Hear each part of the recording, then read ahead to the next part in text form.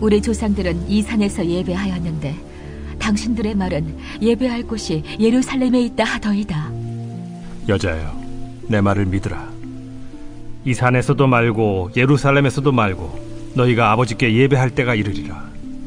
너희는 알지 못하는 것을 예배하고 우리는 아는 것을 예배하노니 이는 구원이 유대인에게서 남이라. 아버지께 참되게 예배하는 자들은 영과 진리로 예배할 때가 오나니 곧 이때라. 아버지께서는 자기에게 이렇게 예배하는 자들을 찾으시느니라. 하나님은 영이시니 예배하는 자가 영과 진리로 예배할지니라. 메시아, 곧 그리스도라 하는 이가 오실 줄을 내가 아노니 그가 오시면 모든 것을 우리에게 알려주시리이다. 네게 말하는 내가 그라. 오늘 본문 요한복음 4장 20절에서 26절까지 말씀, 제목은 참 예배자를 찾으심, 제목으로 설교를 하겠습니다. 사마리아 여인은 예수님을 만남으로 자신이 육신의 목마름으로 살았던 죄인임을 깨닫게 되었고요. 그러자마자 갑자기 화제를 예배로 이렇게 전환을 하게 되는데 왜 그랬을까요? 아마도 자신의 죄가 노출된 것이 아마 민망했을 것이고 더 노출되는 것을 좀 피하려는 의도가 있지 않았을까, 이런 생각을 할 수 있습니다. 그리고 동시에 죄를 씻으려면 희생제사, 즉 예배를 통해서 하나님께 나아가는 방법밖에 없다는 이런 생각을 했던 것 같습니다.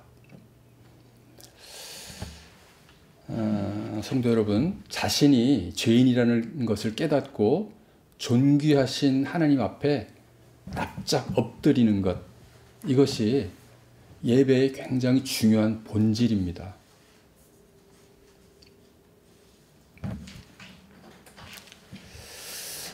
아, 20절에서 여인은 예배 장소에 대한 언급을 하는데요.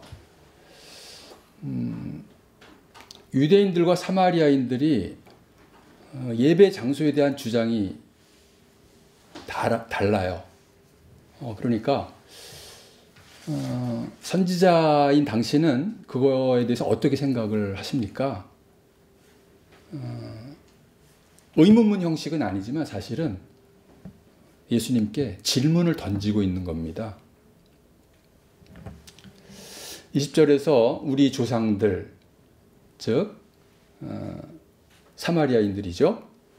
사마리아인들이 예배했던 산의 이름은 그리심산입니다.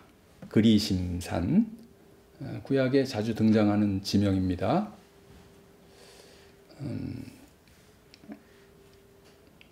유대 역사 기록에 보면은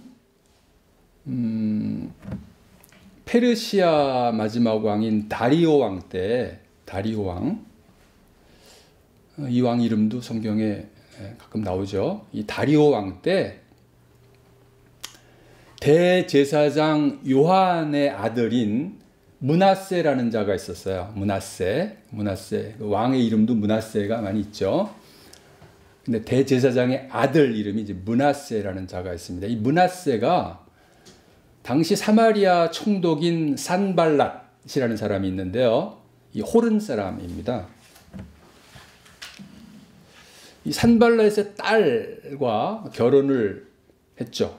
그러니까 이방인의 딸과 결혼을 한 겁니다. 그러니까 이 므낫세가 자폰을 했다는 이유로 예루살렘 성전에서 쫓겨나요. 그러니까 사마리아 총독인, 그러니까 이제 산발랏과 므낫세는 이제 그 사위, 장인의 관계가 되는 거죠. 산발랏이 그 다리오 왕에게 간청을 해서 그리심산에 신전을 세우게 해달라고 이렇게 하죠. 그래서 신전을 세웠고요. 거기에 제사장으로 므낫세를 앉히게 됩니다. 하필이면 왜 그리심산에다 신전을 세웠느냐? 신명기 말씀에 이런 게 있습니다. 하나님이 이스라엘 민족을 가나안 땅으로 들이실 때에 너희가 이곳에서 번제를 드리고 예배하면 하나님이 축복하실 거라는 그 말씀이 있어요. 그 말씀을 아마 염두에 둔 거겠죠. 하나님께 불순종하던 무리들입니다. 이 무리들이 하나님의 축복을 받고 싶은 거예요. 불순종하면서. 그러면서 이제 이방인들의 무리들을 이제 끌어 모아서 타락한 예배를 이제 시작하게 된 것입니다. 자, 그런가 하면 열왕기상 8장 16절에 이런 내용이 있습니다. 어떤 내용이냐면 하나님이 당신의 이름을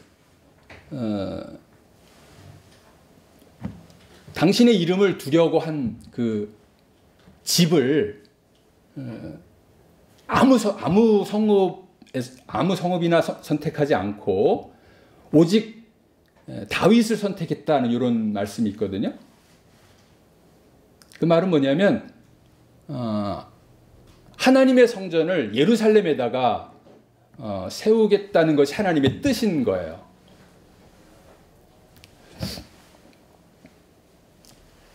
21절에서 예수님은 여인의 이런 질문에 대해서 즉답을 피하십니다. 아직 예루살렘 성전이 버젓이 지금 살아있는 때였고요. 그리고 당연히 예루살렘 성전에서 예배하는 것이 맞다라고 말을 해야 되는 상황인데 예수님이 즉답을 피하십니다. 왜 그랬을까요? 두 가지 이유로 제가 말씀을 드려보겠습니다. 하나는 성전은 그리스도의 예표라고 말할 수 있습니다. 그런데 예수님이 이 땅에 우리 안에 이제 오시게 되므로 성전이 어디에 있느냐라는 것은 중요한 것이 아니게 된 거죠. 그 성전이 그리스도의 예표라는 말을 좀 부연해서 설명하자면 이런 겁니다. 이제 예표라는 말의 사전적인 정의는 이런 거예요. 장래의 완전한 것을 미리 보여주기 위한 현재의 미미한 것, 이런 뜻이에요. 예표라는 게. 그러니까 성전, 즉 하나님의 집을 택한 곳에 세운다는 것은 하나님께서 택한 언약 백성들에게 임하실 것을 미리 보여주는 거예요.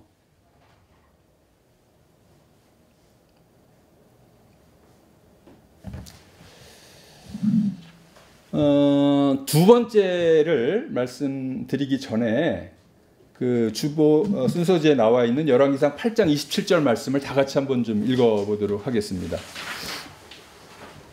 열왕기상 8장 27절 말씀을 다 같이 한번 읽어보겠습니다. 시작. 하나님이 참으로 땅에 거하시리까 하늘과 하늘들의 하늘이라도 주를 용납하지 못하겠거든 하물며 내가 건축한 이 성전이오리까. 아멘. 자, 여기 보시고요. 그러니까 구약 시대에도 하나님의 뜻을 분별할 줄 아는 사람들은요, 온 우주를 창조하신 하나님을 사람들이 만든 성전에 가둬둘 수 없다라고 생각을 했던 거죠. 솔로몬을 비롯해서 많은 사람들이 그런 생각을 했습니다. 그런데 많은 유대인들은 그걸 깨닫지 못했어요.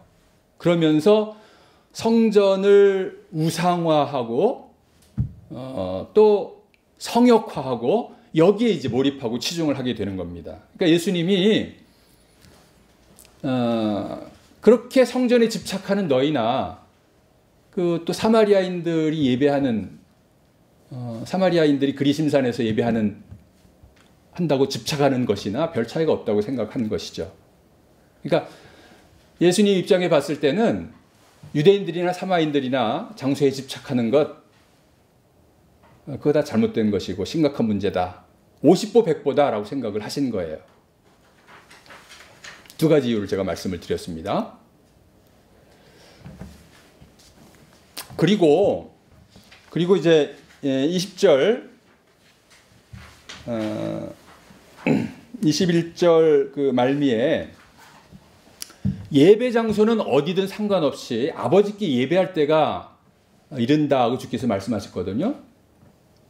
이 말씀의 의미를 조금만 설명하자면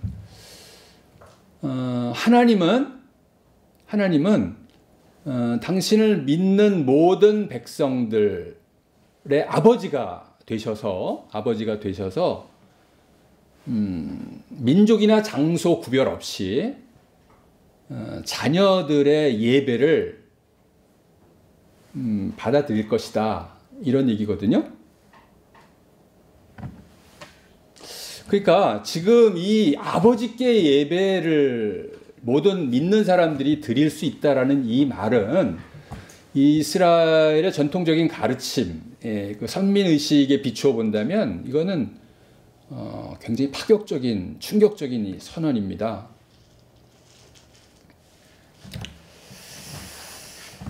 그리고 22절 말씀을 다 같이 한번 좀 읽어보도록 하겠습니다. 22절 말씀이요.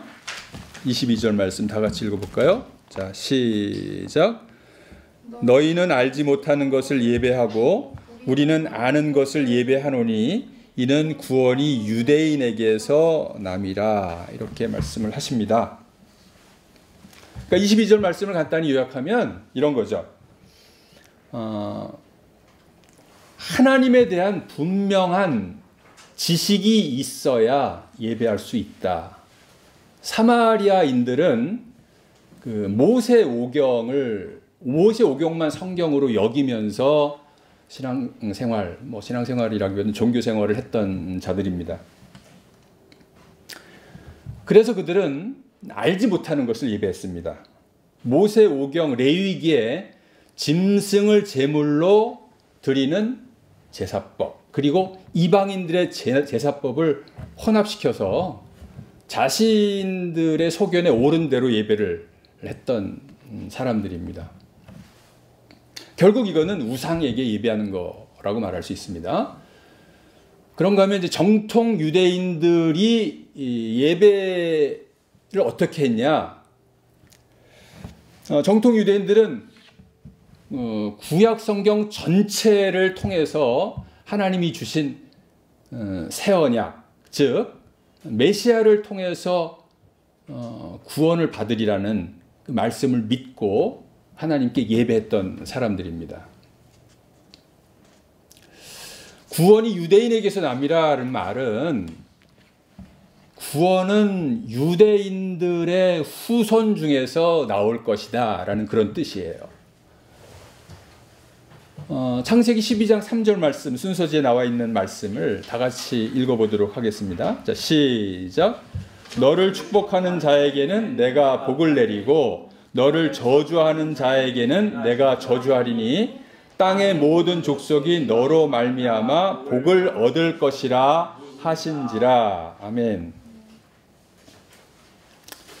여기서 너는 아브라함이면서 동시에 아브라함의 후손 메시아 그리스도를 의미한다고 볼 수 있습니다. 너로 말미암는 복은 세상의 복, 물질의 복이 아닙니다. 예수를 믿는 자들에게 주어지는 구원의 복, 영생의 복을 의미합니다. 그 아브라함의 순종과 아브라함이 순종하고 또 기뻐하고 감사할 수 있었던 원천적인 것은 이 구원의 복 때문에 그런 거예요. 세상의 복이 아니거든요. 그런데 이것을 세상의 복이라고 여기면서 이 구절을 좋아하는 사람들이 한국 교회에 상당히 많이 있습니다. 안타깝죠. 하나님과 새 언약에 대한 지식과 믿음이 있어야 예배할 수 있습니다. 예배 대상에 대해서 이제 22절에서 말씀을 드린 건데요. 23절 4절에서는 어떻게 예배할 것인가에 대해서 초점을 맞추고 있습니다. 영과 진리로 예배해야 한다. 23절 24절에서 영과 진리로 예배해야 된다는 것을 반복해서 강조하고 있음을 이제 보게 됩니다. 하나님은 영이시니 하나님께 다가가는 자는 영으로 예배를 해야 합니다. 그러니까 하나님의 성령으로 거듭난 자라야 예배할 수 있다는 것입니다.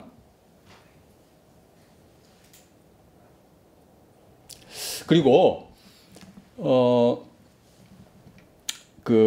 이것은 거룩한 산제물로 드리는 예배를 의미하는데 순서지에 로마서 12장 1절 말씀을 적어놨습니다. 그것을 다 같이 한번 읽어보도록 하겠습니다. 로마서 12장 1절 말씀이요. 다 같이 읽겠습니다. 시작.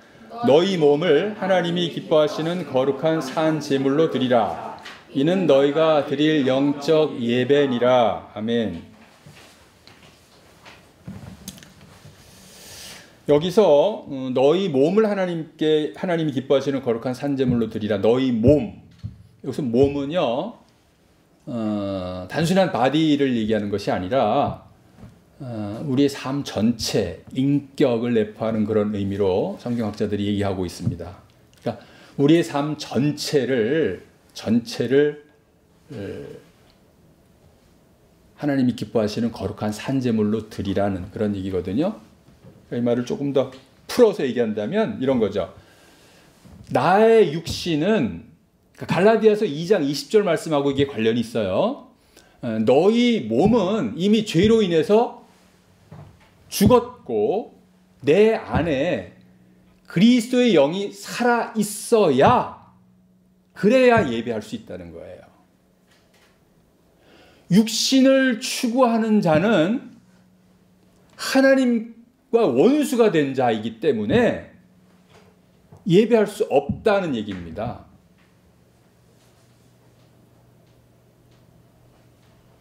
그리고 또 진리로 예배한다는 말은 참된 예배를 의미하는데 이걸 또 이런 식으로 말할 수 있죠. 그리스도에 대한 진리를 피상적으로 혹은 머리로만 알게 되면 어떤 예배가 되나요? 세속적이고 맹목적이고 또 외식에 치중하는 그런 예배가 됩니다. 거짓 예배죠.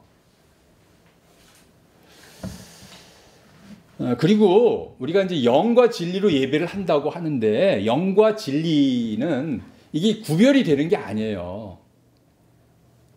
영으로 예배하면 진리로 예배할 수밖에 없는 거예요. 사실은 이 불가분의 관계입니다. 따로 제가 진리로 예배한다는 것 구체적으로 말씀을 드리지 않아도 될 것 같아서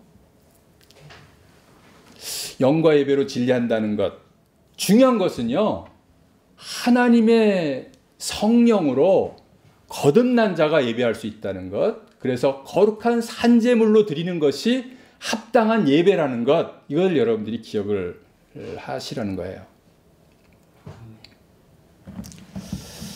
근데 약육강식의 세상에서 패하거나 밀리거나 또 억울한 일을 당한 사람들이요 낙심하고 절망한 마음을 품고 교회를 찾게 되는 경우를 우리가 많이 보게 되잖아요. 그죠? 그러면 교회에서는 그런 사람들을 어떻게 대해야 하는 게 맞습니까? 육의 생각을 버리고 영의 생각을 하도록 인도를 해야 되거든요. 다시 얘기하면 낙심하고 절망한 자들이 세상에서 힘들게 살다가 낙심하고 절망한 자들이 교회로 들어오게 되면 우리는 믿음과 회개로 그들을 인도하며 하나님께 가까이 나아가도록 이렇게 해야 되는 게 맞습니다. 그런데 교회에서 지금 어떻게 합니까? 육의 생각은 그냥 내버려 두고 하나님의 사랑으로 위로를 해주긴 하죠. 그런데 육의 생각을 그대로 내버려 두고 그리고 이제 교회의 규정이나 교인의 임무를 이제 들이대면서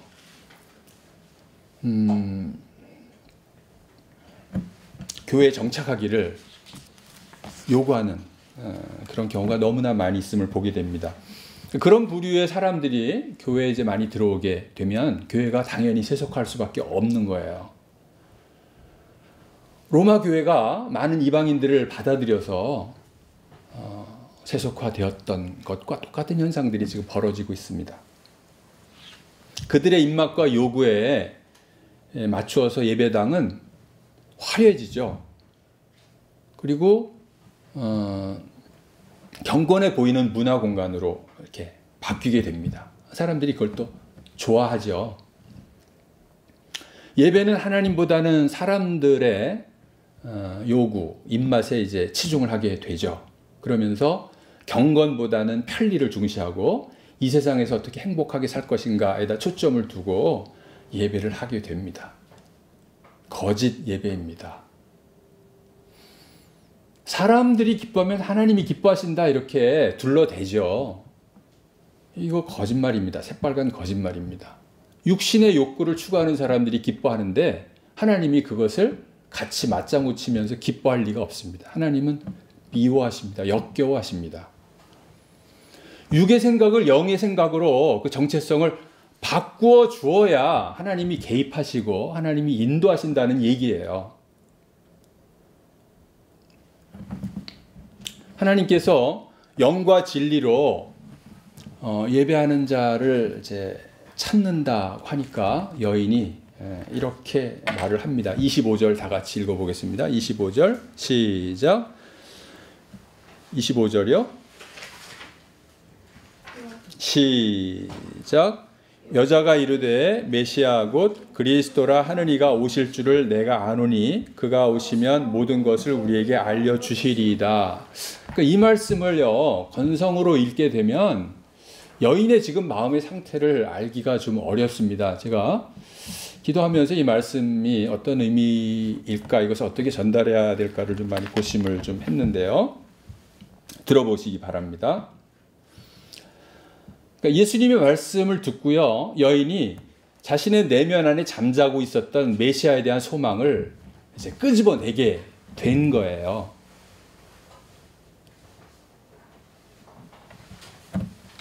그러니까 육신의 목마름으로 살았던 죄인임을 깨닫고 나서 지금 이 순간 이제 자신이 영적으로 목마른 자라는 것을 알게 되는 부분입니다. 여러분들 그 25절에 그리스도라 하시는 이가 오실 줄을 내가 안다라는 말은요, 이게 단순한 말이 아니에요. 그리고 동시에 메시아가 이제 메시아가 오시면 타락한 예배를 고쳐줄 것이다. 그러면 나도 진정한 예배자로 거듭날 수 있게 되겠구나. 이런 소망을 마음에 품게 된다는 의미를 내포하고 있는 구절입니다. 얼핏 생각하면 좀 냉소적이고 냉담한 얘기가 아닌가 이런 생각을 할 수가 있는데 앞뒤 전후 문맥을 보면서 우리가 이런 얘기를 할 수 있으리라고 생각을 합니다. 26절에 예수님이 뭐라고 말씀하시나요? 내가 메시아다. 내가 그리스도다. 이렇게 말씀을 하시는 거예요.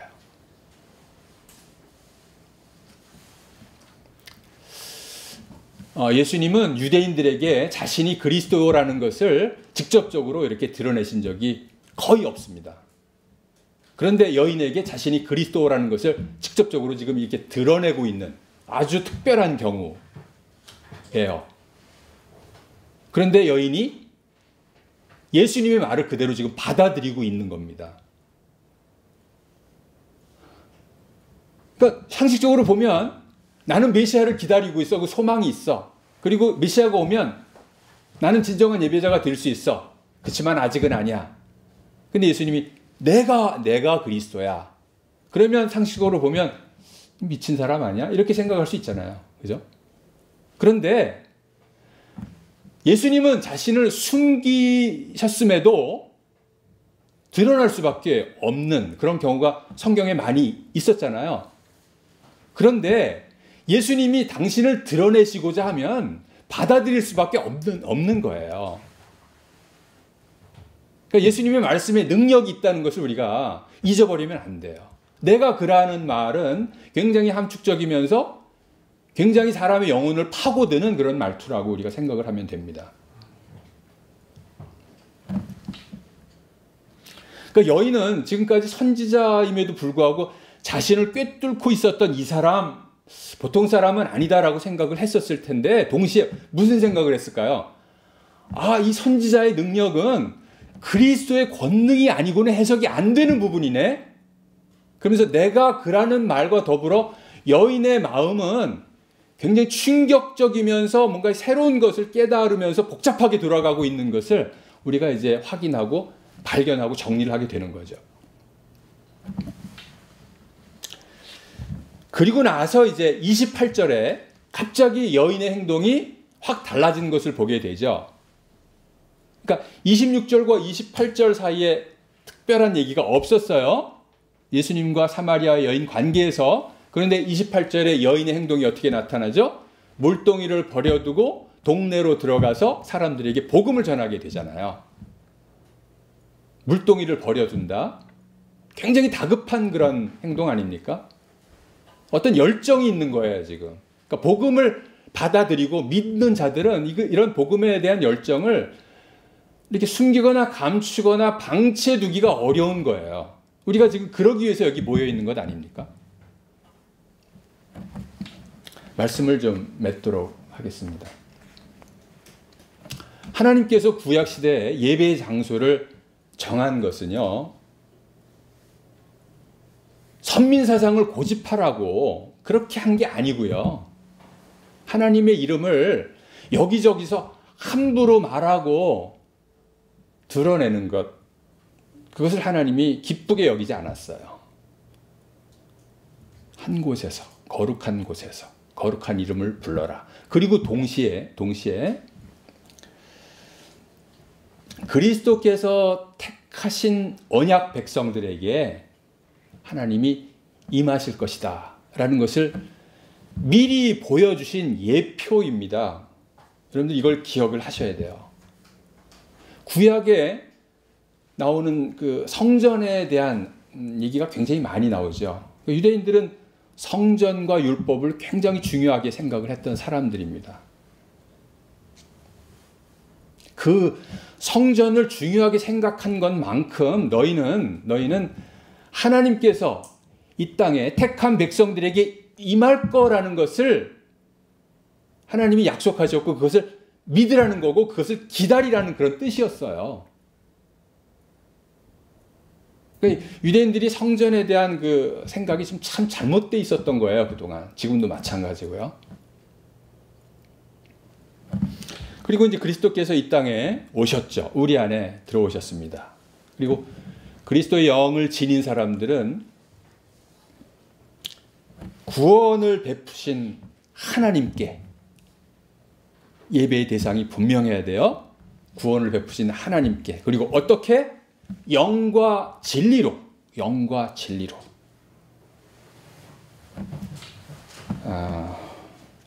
예배할 수 있다고 이제 선포를 하셨고요. 그런 예배자들을 하나님이 찾으신다고 지금 말씀을 하시는 거예요. 예배자를 찾는다? 그러니까 너무나 많은 사람들이 영과 진리로 예배하지 않았고 육신과 거짓으로 예배를 했다는 증거입니다. 오죽했으면 하나님이 이 영적 무지의 땅, 어둠의 땅에 오셔서 참 예배자를 찾으시려고 이렇게 예수님이 애를 쓰십니까? 그만큼 많은 사람들이 하나님께 예배한다고 하면서 육신과 거짓으로 예배를 많이 했다. 하나님은 사마리아 여인과 같이 영적으로 목마른 자들을 찾고 계십니다. 영적으로 목마른 자들은요, 처음에는 자신들이 가난하거나 소외당했다거나 혹은 쾌락을 일삼는 자신들의 모습을 보면서 내가 뭐 영적으로 목마른 사람들이야 이러면서 알지 못하고 하나님이 찾으시는 것을 이제 거부하게 되죠. 그런데 성령께서 그들을 그렇게 내버려 두지 않죠. 찾아오셔서 감동을 주시고 인도하십니다. 그러면서 어떤 현상들이 벌어지죠? 육신의 목마름으로 살았던 죄인임을 깨닫게 됩니다. 그리고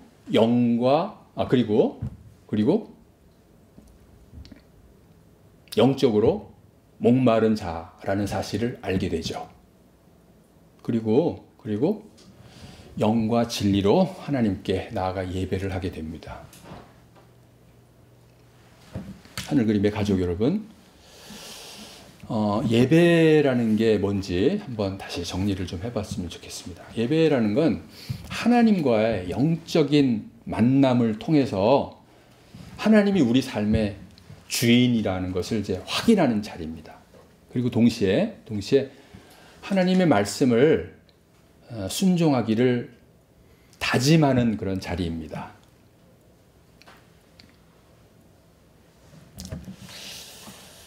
하나님께서 사마리아 여인을 찾으심 같이 우리를 찾으셨고요.